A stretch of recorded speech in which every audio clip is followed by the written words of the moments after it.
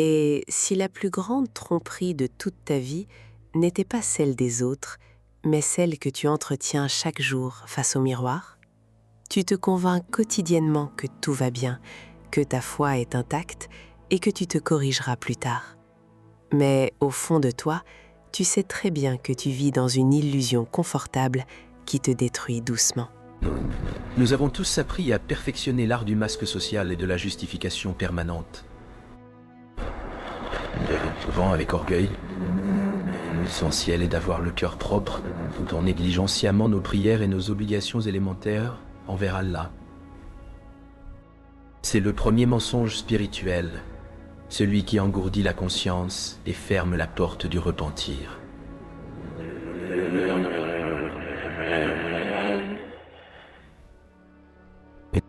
Regarde le temps que tu perds de chaque jour en prétendant que tu es simplement occupé ou fatigué. La vérité inconfortable, c'est que tu trouves toujours du temps pour ce qui passionne ton ego, mais jamais pour ce qui sauve ton âme. Tu repousses l'obéissance à demain comme si le terme de ta vie t'avait été garanti par un pacte divin. Imagine un instant ce qui se passerait si tu décidais, dès aujourd'hui, d'une honnêteté radicale envers toi-même. Pas une honnêteté de façade devant les gens pour paraître humble, mais un constat brut et sans filtre dans la solitude de ta chambre. Ce jour-là, le masque s'effondre et la véritable guérison de ton cœur peut enfin commencer. Dans le noble Coran, Allah nous enseigne la valeur suprême de Asik, la véracité pure. Le prophète nous a averti que la vérité mène à la pieuse vertu et que la vertu mène au paradis. À l'inverse, le mensonge accumulé finit par inscrire l'homme auprès d'Allah comme un menteur invincible.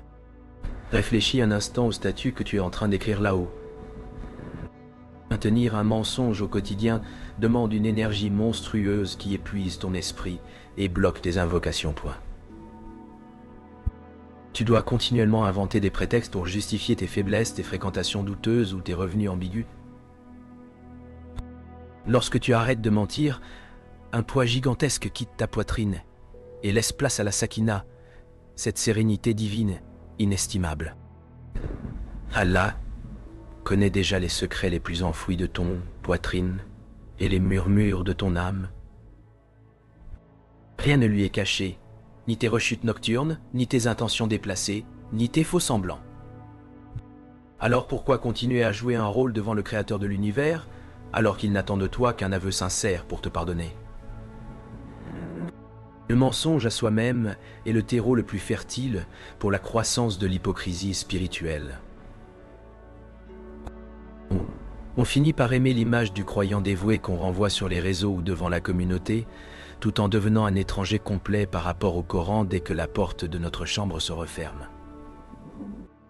C'est ce fossé qui crée l'angoisse intérieure que tu ressens. Quand tu arrêtes de te mentir, tu cesses enfin de rejeter la faute de tes échecs sur le destin ou sur les autres.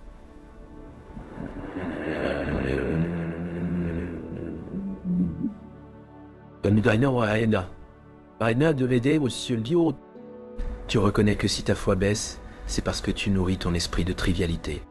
Tu admets que si ta prière manque de concentration, c'est parce que ton cœur est trop encombré par le monde matériel.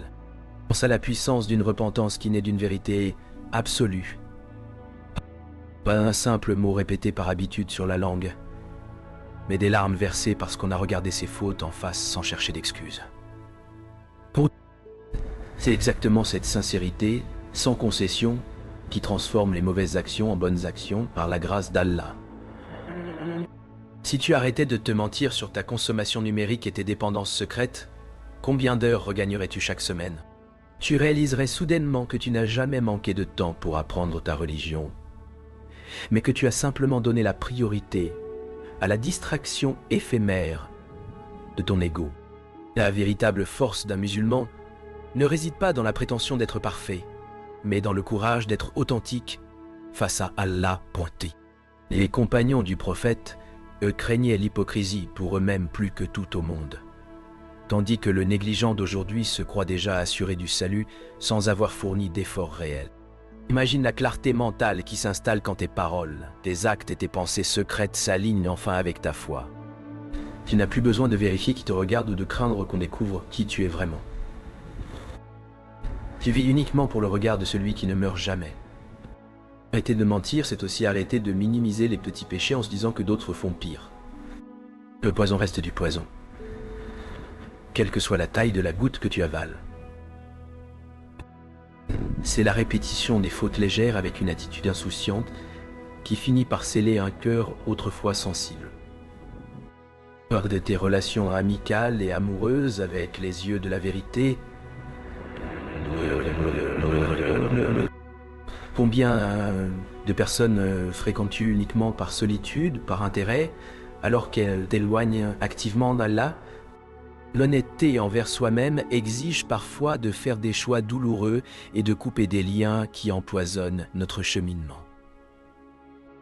Car ton argent, ta nourriture et ta subsistance avec une honnêteté sans pitié. Est-ce que chaque centime que tu dépenses a été gagné dans la pureté et la licéité absolue? Se mentir sur l'origine de son bien-être matériel est la raison principale pour laquelle tant de nos invocations restent sans réponse. Le prophète, lui aimait la simplicité et la vérité par-dessus tout. Il était surnommé Al-Amin, le digne de confiance, avant même de recevoir la révélation. Être son disciple signifie adopter cette même droiture inébranlable dans nos transactions, nos promesses et nos paroles au quotidien. Le jour où tu décides de ne plus te mentir, tu découvres la vraie valeur du pardon divin. Tu ne viens plus vers Allah en te prenant pour un pieux serviteur, mais comme un indigent besogneux qui a désespérément besoin de sa miséricorde. Et c'est précisément cet état d'esprit qu'Allah aime et honore.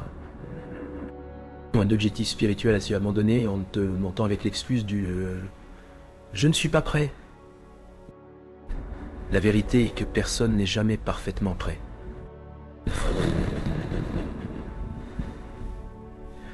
La foi augmente avec l'action et la constance, pas avec les attentes interminables dans une zone de confort stérile. Parce que tu cesses de te mentir sur ta propre finitude, la perspective de la mort cesse d'être une pensée effrayante qu'on évite pour devenir une boussole qui réorganise tes priorités. La tombe est le premier endroit où tous nos mensonges et nos excuses n'ont plus aucune valeur. Pense à la noblesse de ceux qu'on appelle les sidikoun, les véridiques. Ce sont des êtres dont l'extérieur reflète parfaitement l'intérieur, sans double jeu ni tromperie. C'est le plus haut degré de la foi, après la prophétie, et ce rang est accessible à quiconque choisit la vérité totale. Fais un test aujourd'hui même, passe les 12 prochaines heures sans énoncer la moindre justification mensongère, sans exagérer une histoire et sans cacher tes manquements. Tu réaliseras rapidement à quel point le mensonge s'était immiscé dans les détails les plus insignifiants de ton langage. Voilà. La liberté véritable commence là où l'orgueil s'arrête. Quand tu n'as plus rien à prouver aux créatures et que tu admets ta dépendance totale envers le Créateur, une paix inébranlable s'installe dans ton cœur. Tu ne crains plus le jugement des hommes car seul le jugement d'Allah compte. N'attends pas le jour où les secrets seront étalés au grand jour pour découvrir ce qu'était réellement ta vie. Ce jour-là, la vérité nous sera imposée à tous sans possibilité de retour. Choisis d'être sincère aujourd'hui pendant que la porte du repentir est encore grande ouverte. Et si cette vidéo touche quelque chose en toi, ce n'est pas un hasard. C'est peut-être le rappel discret d'Allah pour te ramener vers lui avant qu'il ne soit trop tard. Ne ferme pas cette application pour retourner immédiatement à tes distractions habituelles sans avoir pris un engagement ferme. Remets dès ce soir les compteurs à 0 avec Allah. Pose ton front au sol dans le calme de la nuit, sans grand discours préparé.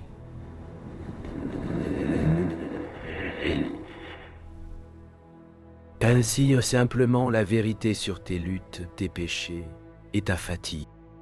Il est Al-Tawwab, celui qui accepte le repentir de celui qui revient sincèrement. La question n'est pas de savoir si tu es capable de le changer, mais si tu as enfin le courage de regarder ta vie sans mentir.